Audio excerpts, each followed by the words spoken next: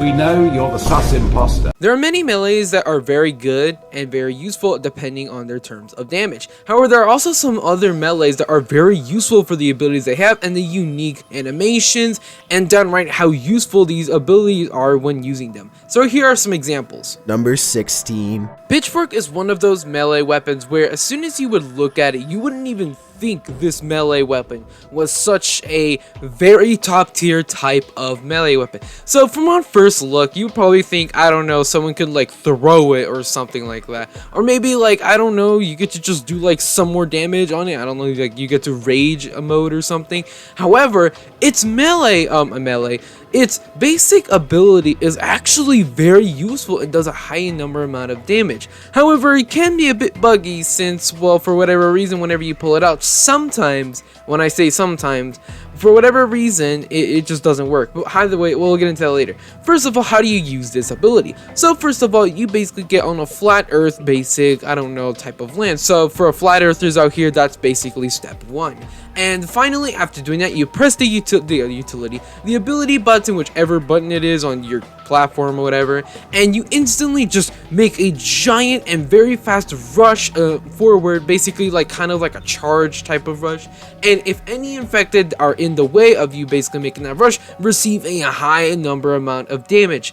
And this ability seems okay. At first it may seem like, oh okay, this doesn't really seem too great, because I mean it does like a decent amount of damage. However, it's not about, the ability is not about how well the damage does. It's all about how well you use this and when to use it correctly. So for an example, let's say there's a bunch of infected all around you, and you know for a fact that you can't make it out of this tight little corner or whatever, that you know infected are trying to cut you off. Take this out, immediately press the ability button, and you immediately make this giant fast rush forward where basically you leave the infected in the dust. This ability is a very useful one, but also one you could kind of see coming from, because I mean like it's a pitchfork. There's not many really abilities you can come up and think of it, but it is a very useful ability and not much one of that's basically a I kind of expected that ability to be on it. Number 12. Next up, we have the crowbar. The crowbar is one of, I guess, a lot of people's fan favorites because of how its ability actually works and how it's actually very useful if you really think about it. So when you look at this crowbar, you probably just be thinking, oh, it's like a melee weapon that doesn't really do anything. Like for an example, the baseball bat or the pan or even the other ones, even though those kind of have abilities or whatever. However, this one actually has a pretty useful ability, and the ability is, well, you probably think that you could do, I don't know, like break down a barrier or something like that, or maybe you get to do like more damage to riots since, you know, like hacks off their armor or something. But no, what its ability is, it's basically able to find these barrels.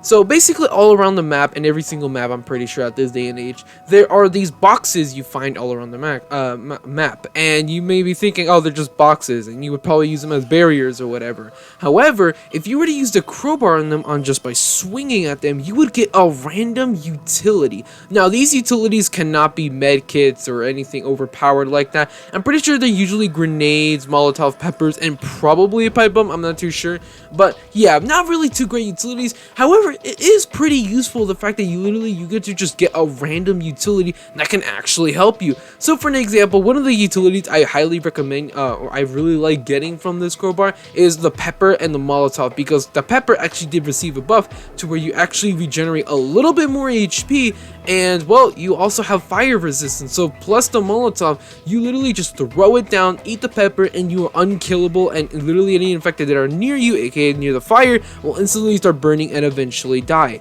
The fact that you literally get to get utility upon utility upon utility, well, not after like 5 seconds or whatever, but after like a basic like a minute and 20 seconds, is very useful. And especially the fact that it's an ability that you somewhat saw coming, it's still like a nice surprise to ever see. Number 7. Alright, this was an ability I never saw coming with this weapon. Now, as you all know, I love the hammer because of its high amount of damage it does per swing, and especially the design, black and yellow, that's nice. But Also, it received a massive utility to where you wouldn't ability where you didn't even see that this was even coming to it. So basically, when you see the hammer, you probably think it's just some pretty good melee that does a decent amount of damage, nothing too special, probably something like, I don't know, crowbar kind of, where it just does damage and that's about it, and then you could try to save up for the katana, you know? However, it is actually a little bit more stronger than the katana. From last time I checked, it actually did a little bit more damage, and secondly, it has an ability. This ability is something you didn't see coming. Try to guess what the ability was if you didn't even know that it didn't even have an ability, or it did have an ability. You'd probably think, I don't know, it just did more damage against stronger foes, or maybe you would go into like a rage mode and you basically get to swing a lot faster or something like that. But no, its ability is you basically raise the hammer up, slam it into the ground, and a giant basic, I don't know, pile of dirt appears all around you as like a giant circle, and any infected near you, except riots or juggernauts or banshees, will immediately be stunned and pushed away from you. This ability is very useful. However, it is somewhat situational, since most of the times whenever you're overrun, it's mostly juggernauts or banshees.